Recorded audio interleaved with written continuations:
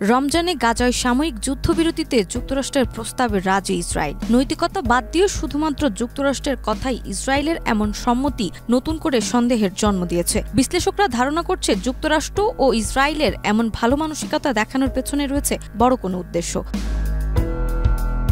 পবিত্র রমজান মাস ও ইহুদিদের বসন্তকালীন উৎসব পাসওয়ার উপলক্ষে গাজায় সাময়িক যুদ্ধবিরতিতে যুক্তরাষ্ট্রের প্রস্তাবে সম্মতি জানিয়েছে ইসরায়েল। দেশটির প্রধানমন্ত্রীর কার্যালয় এই তথ্য নিশ্চিত করেছে।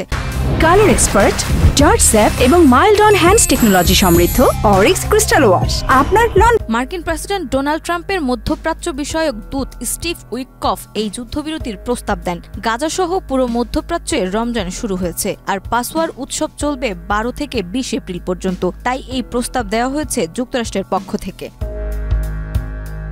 এর আগে গত 19 জানুয়ারি গাজায় প্রথম দফায় 42 দিনের যুদ্ধবিরতি শুরু হয়। এই সময়ে ফিলিস্তিনি স্বাধীনতাকামী সংগঠন 25 জন জীবিত ইসরায়েলি জিম্মিকে মুক্তি দেয় এবং 8 জনের মরদেহ হস্তান্তর করে। এর বিনিময়ে ইসরায়েল প্রায় 2000 ফিলিস্তিনিকে মুক্তি দেয়।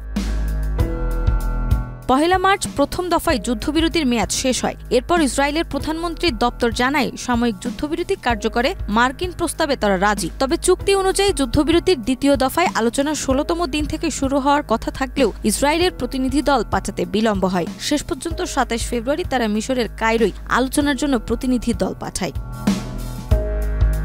এক গোপন তথ্যসূত্র মতে ইসরায়েল দ্বিতীয় দফায় যুদ্ধবিরতিতে আগ্রহী নয়, বরং প্রথম দফার মেয়াদ বাড়ানোর বিষয়ে আলোচনা করছে। তবে ফিলিস্তিনি স্বাধীনতাকামী সংগঠন এই প্রস্তাবের বিরোধিতা করছে এবং মূল চুক্তি অনুযায়ী দ্বিতীয় ধাপের আলোচনার উপর জোর দিচ্ছে। এখন দেখার পালা গাজার ভাগ্য কিভাবে নির্ধারণ হয়।